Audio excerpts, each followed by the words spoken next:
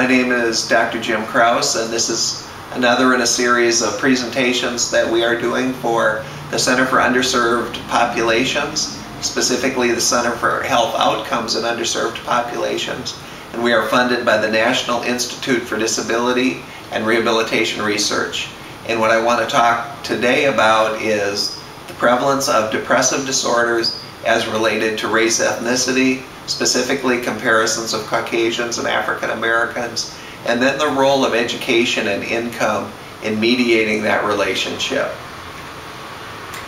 What we have displayed here is a mediational model of depressive symptomatology.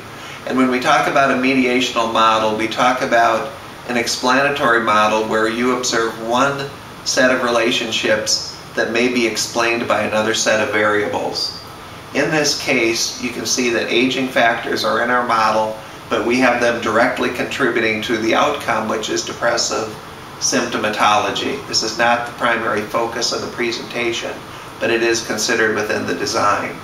You'll then see that we have gender and race ethnicity as a primary factor in the prediction of depressive symptomatology. And then there are two circles in between, one for years of education and one for income. And we are going to sequentially analyze this data in order to help us understand, first of all, are African Americans with a spinal cord injury more likely to report significant levels of clinically significant symptomatology of depression? And then we're going to look at whether that relationship holds when we first introduce years of education to account for the potential effects of differences in education between whites and blacks. And then secondly, we are going to look at the additional effects of earnings. The reason that we are doing this is because we know there are disparities in the general population and among people with SCI in both education and income. The next slide here shows the first stage of the analysis. And what we have is a logistic regression equation. And what we do with logistic regression is that it's very simple in that it summarizes the relationship between variables as an odds ratio. And stated simply, what we have is there is a reference group in each analysis. And in this analysis, our reference group is Caucasian male. And the value for that is set to 1. Any ratio is a comparison of one number to another. And then we are going to look at Caucasian women, African American men, and African American women in relationship to Caucasian men. And anything over 1.0 as an odds ratio would indicate that that factor was an added risk for having clinically significant depressive symptomatology. And as you look at the table, you'll see that Caucasian women have 1.15 times the odds of men, but that is not statistically significant. And you'll see the confidence interval, which it would indicate, being that the lower value is less than 1, would indicate that that's not statistically significant. In other words, we're not confident that that's unlikely to have happened by chance.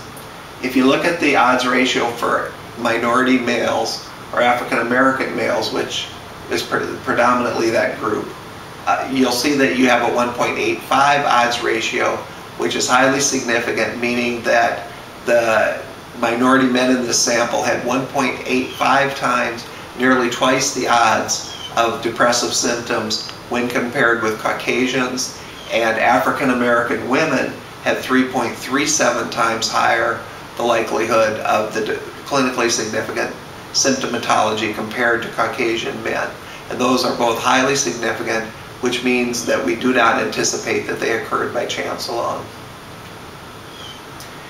In the next slide, what we've done is we've extended the analysis. So now that we've established the relationship between race, ethnicity, and gender with depressive symptoms, we're going to see how that changes, if at all, when we introduce years of education. When you look at the gold, you will see that the values for minority males and minority females are now somewhat lower but highly significant yet. In other words, the education did appear important in reducing their values somewhat, but they don't fully mediate the relationship. In other words, the relationship between race, ethnicity, and depressive symptoms has not gone away. If you look at years of education, you'll see that compared to people with more than 16 years of education, those with less than 12 years of education and those with exactly 12 years of education both have a greater risk of depressive symptoms. So education is an important factor, but it does not account for the differences in depressive symptoms as a function of race, ethnicity, and gender. Now in the final slide, again, I'll draw your attention to what is in gold. And now you see minority males, there's no star, which essentially means it's no longer statistically significant, because now we've accounted for the differences in both education and income. But you'll see that for minority women, the relationship still exists, which means essentially that compared to Caucasian males, that minority women are the highest group among the four groups in terms of the odds of depressive symptoms, and it does not go away with socioeconomic factors. So there's something different that appears to be happening between men and women and between African American men and African American women. And so that means that simply future research needs to do more, look at more variables in an attempt to explain this.